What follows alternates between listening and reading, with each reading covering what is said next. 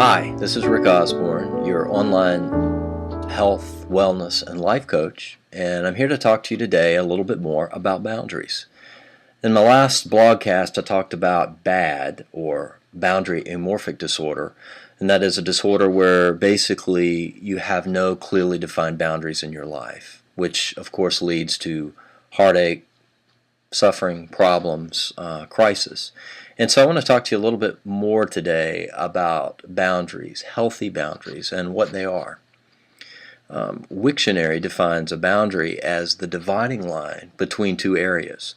Quite simply, just think of it as a wall or fence that keeps the bad out and the good in. I suppose it can be thought of in terms of black and white, with the line in between being the boundary.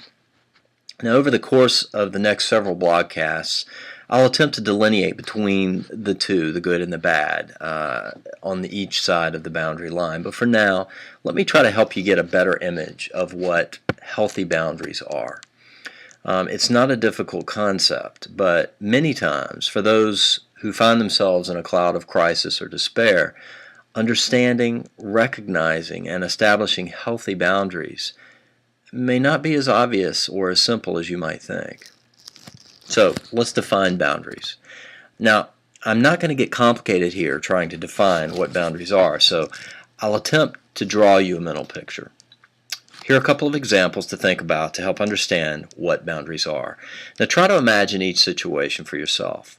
One thing should be pretty clear upon contemplating each of these boundary examples. At first it seems simple to figure out the boundary or boundaries for each, but if you think about it, each example can have more than one boundary.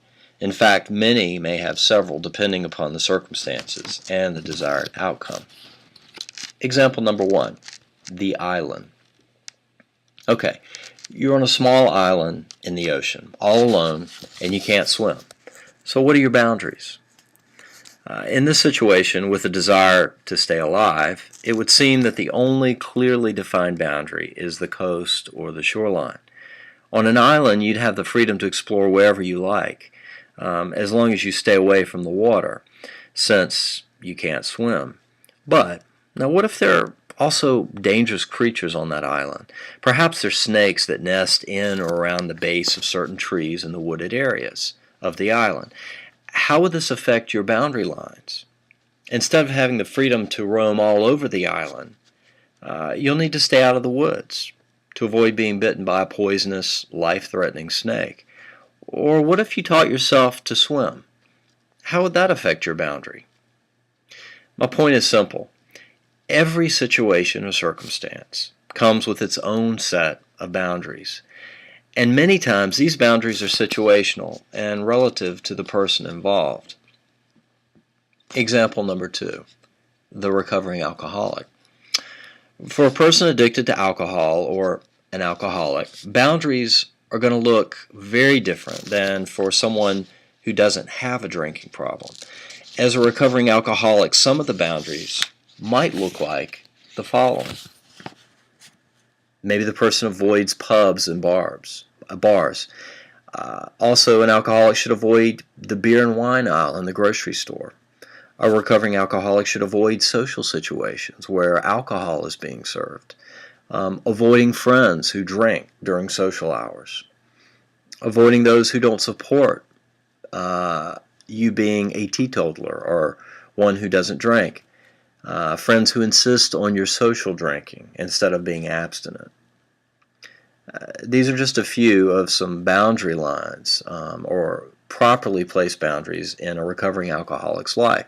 As you probably already realize, these boundaries that I just mentioned can vary among recovering alcoholics depending upon the degree of wellness and time elapsed in recovery. Now, for a 10-year reformed alcoholic, perhaps it's okay to associate with friends during a social drinking hour. However, for a newly recovered alcoholic, the above boundaries, or the boundaries that I just mentioned, must be carefully observed to avoid temptation, which, of course, could lead to a relapse. You know, whether you're a non-swimmer on an island alone, an alcoholic trying to recover, or perhaps you're a person with some other issue, simple or complicated, Good established boundaries play an essential role in maintaining a healthy and happy existence. Even the most well-adjusted, healthy individuals have already established boundaries that are in place, whether they realize it or not.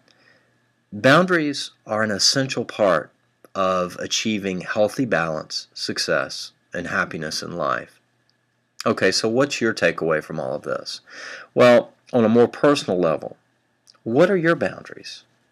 If your life is currently riddled with problems, distress, discontentment or crisis, it may be that you have boundary issues, or BAD, bad, boundary amorphic disorder, as I mentioned in my previous blogcast. Meanwhile, take the time to think about your current troubling situation. Make a list of the boundaries that you have in place in your life and ask yourself, are they working? If not, then maybe they need to be reordered or changed. Or perhaps you just simply need to observe them. Anyway, this is Rick Osborn. I hope this helps you a bit to establish boundaries in your life, and I hope this maybe will make you think more seriously about boundaries and also about how they can help you get out of crisis and lead you to a point of success and happiness in your life. Thanks. God bless. Have a great day.